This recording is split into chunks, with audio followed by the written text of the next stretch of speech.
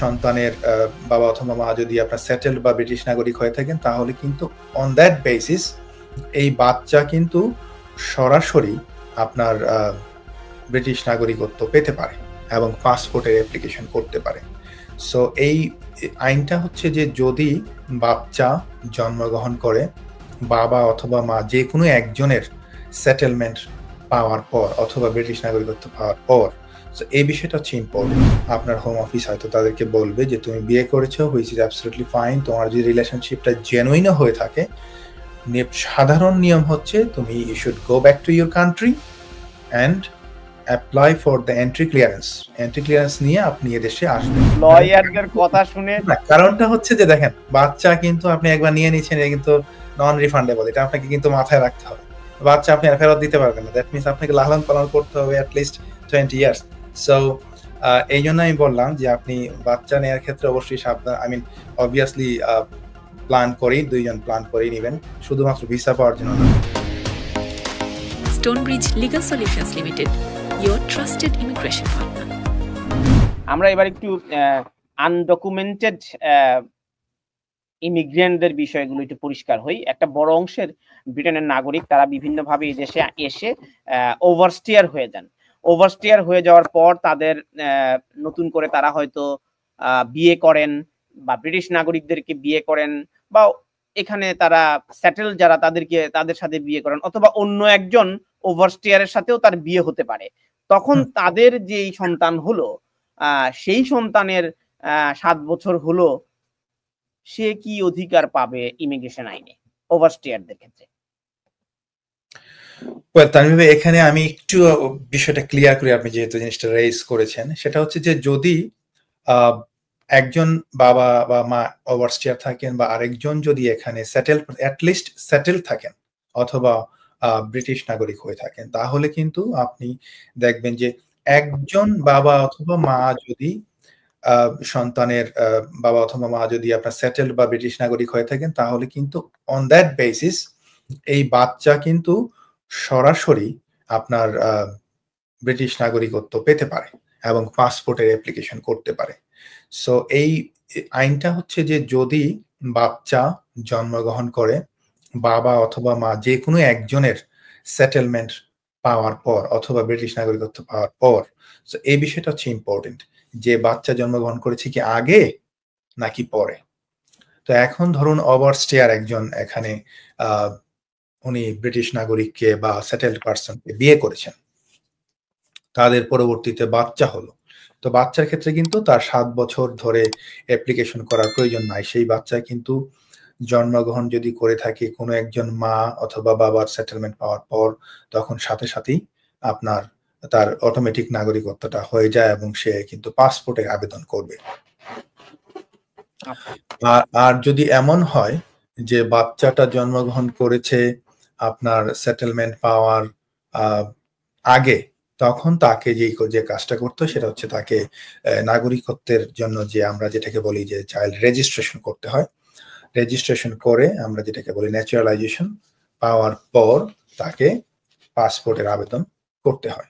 So এখানে যে জিনিসটা আপনি আমার মনে হয় যে জিনিসটা একটু বলা দরকার, সেটা হচ্ছে যে কোনো ব্যক্তি যদি ওভারস্টেয়ার হয়ে থাকেন এবং উনি যদি এখানকার কোনো সেটেলড পারসন অথবা ব্রিটিশ নাগরিককে বিয়ে করে থাকেন, তাহলে সেই ক্ষেত্রে দেখা যায় যদি যাদের বাচ্চা না থাকে, সাধারণত আপনার হোম অফিস হয়তো তাদেরকে বলবে যে তুমি বিয়ে করেছো, হুইচ ইজ অ্যাবসলিউটলি ফাইন। তোমার যদি রিলেশনশিপটা জেনুইনও হয়ে থাকে, সাধারণ নিয়ম হচ্ছে তুমি you should go back to your country and apply for the entry clearance. Entry clearance নিয়ে আপনি এদেশে আসবেন।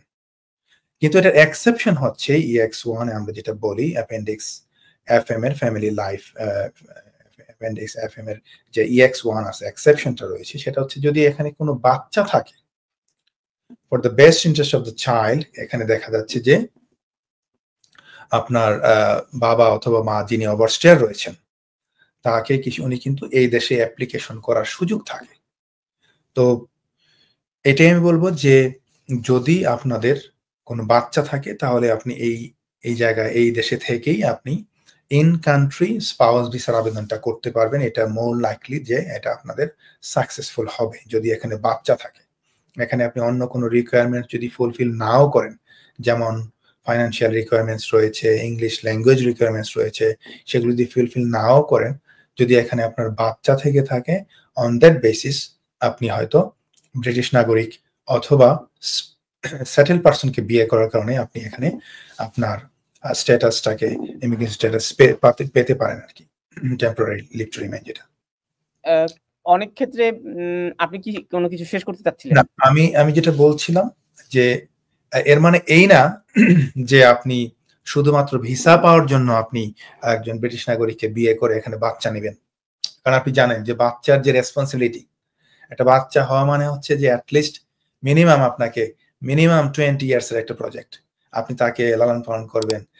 সো অবভিয়াসলি আপনি যদি ফ্যামিলি প্ল্যান করে যদি আপনি বাচ্চা নিতে চান, that's okay, but it doesn't mean আপনি শুধুমাত্র আপনি ভিসা পাওয়ার জন্যই একটা বাচ্চা নিলেন এবং পরবর্তীতে আপনি তার কোনো দায় দায়িত্ব নেবেন না, ব্যাপারটা কিন্তু তা না।